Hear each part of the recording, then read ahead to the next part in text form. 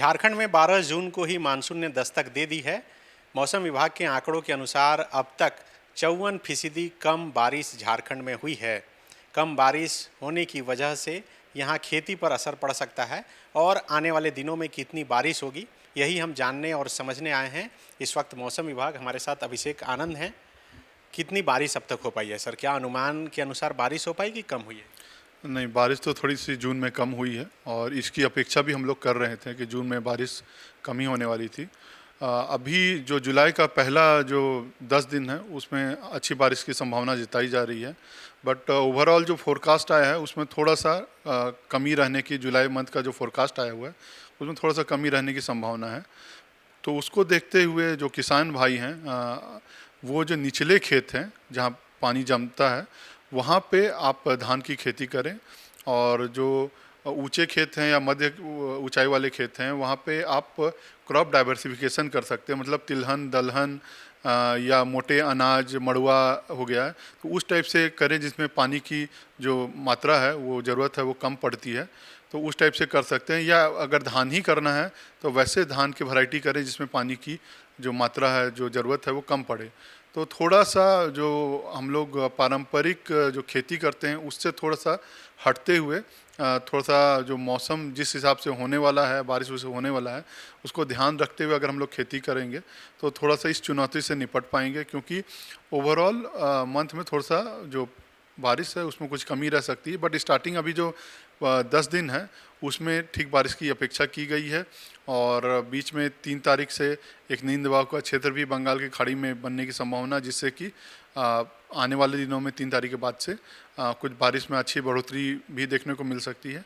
तो अभी यही स्थिति को देखते हुए किसान भाई हैं जो तैयारी उस हिसाब से करें, और जो कृषि विभाग है जो आपको जानकारी साझा कर रहा है उसको आप पूरा तरीके से उपयोग करें, और जो सजेशन वहाँ से मिल रहे हैं तो उसको आप सही तरीके से इस्तेमाल करें।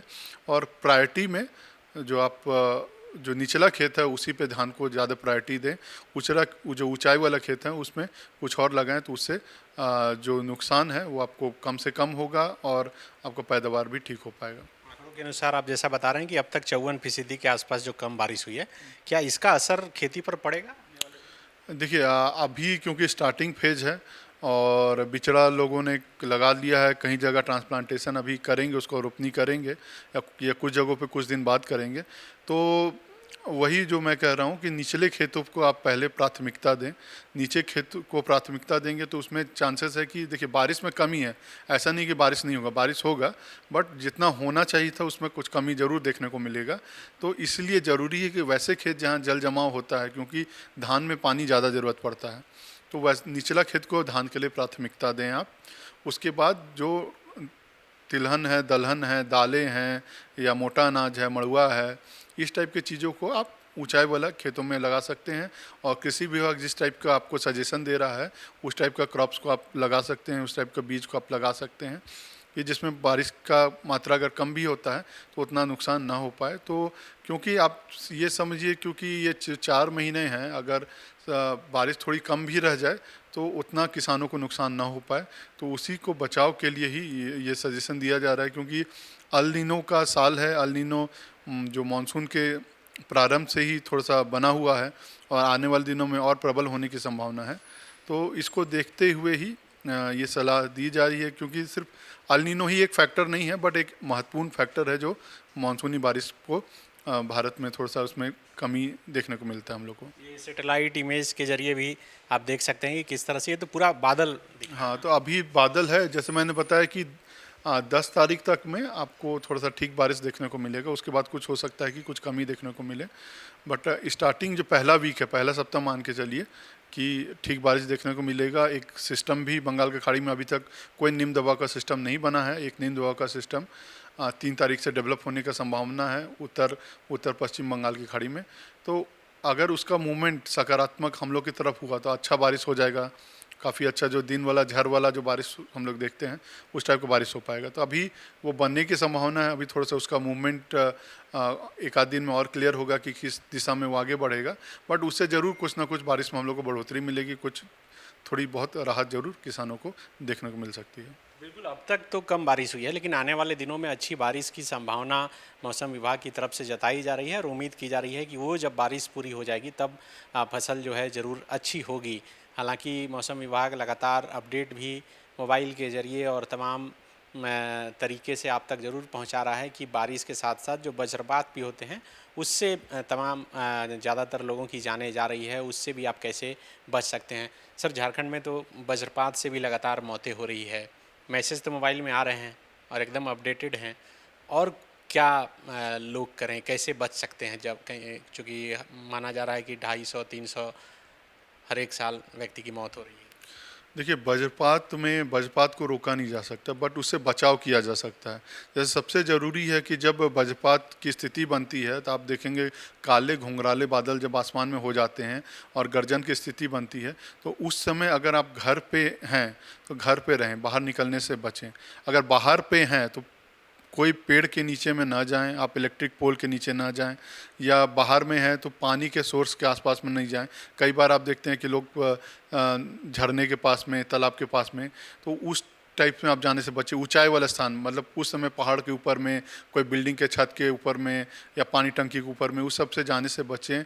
और साथ साथ में इंसानों के साथ में मवेशियों की भी जान जाती है, तो जैसे लोग बारिश होती है तो पेड़ के नीचे जानवरों को लेके भी लोग चले जाते हैं, तो उसको थोड़ा सा अवॉइड कीजिए।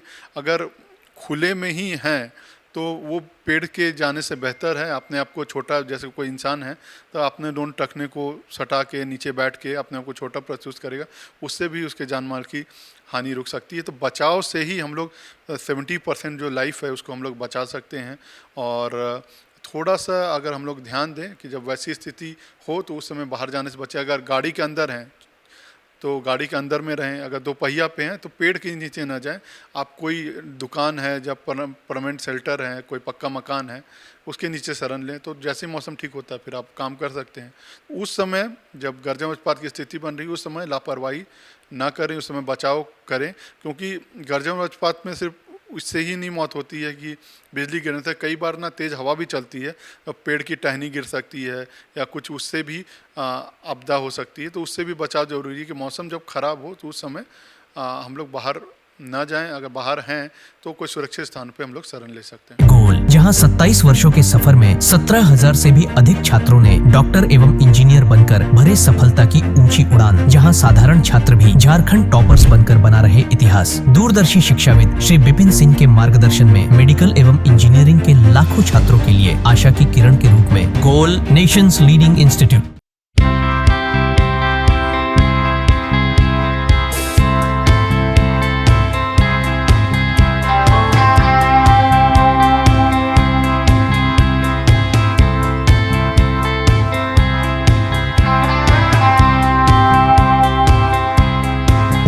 बायोम इंस्टीट्यूट नीट की तैयारी के लिए एक भरोसेमंद नाम। यहाँ अनुभवी फैकल्टी, स्मार्ट क्लासरूम और बेहतरीन टीचिंग मेथड से स्टूडेंट्स को मिलती है मजबूत तैयारी। यहाँ हर स्टूडेंट को मिलता है पर्सनल गाइडेंस और डाउट क्लियरिंग का पूरा सपोर्ट। नीट 2027 और 28 के लिए फेज 1 बैच 9 अप्रैल से शुरू हो रहा है। आज ही बायोम इंस्टीट्यूट से जुड़े और अपने डॉक्टर बनने के सपने को दे सही दिशा। बायोम इंस्टीट्यूट, सिर्फ मेडिकल प्रिपरेशन का संस्थान। thefollowup.in.